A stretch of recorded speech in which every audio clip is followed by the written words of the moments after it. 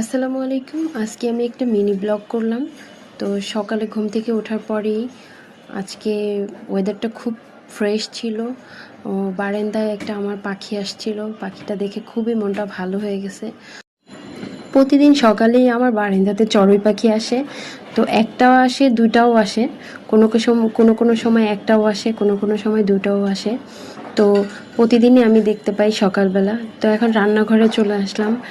আম্মুর জন্য রুটি বানালাম এবং ভাজি করব, আলু ভাজি করব। আর আমার জন্য পরোটা বানালাম। ভাজিটা হয়ে গেলে পরোটাটা আমি বানিয়ে নিলাম, ভাজিটা উঠায় নিলাম। তো এটার মধ্যেই আমি চা বসিয়ে দিয়েছিলাম। চা বসায় আমি অন্য কাজ করতেছিলাম। তো আমার মেয়েরও শরীর খারাপ, একটু জ্বর ঠান্ডা হয়েছে। তো ওর জন্য আমি পরোটা আজকে দেই নাই।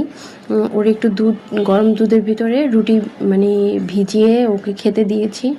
আর আমরা চা আর আলু ভাজি, পরোটা এটা খেলাম। তো এই তো আমার ছোট মানে ব্লগ করলাম, ছোট একটা ব্লগ করছি আজকে। মনে হলো এরকম ব্লগ তো সবাই করে, আজকে আমিও একটু শেয়ার করলাম। এই তো, আল্লাহ হাফেজ।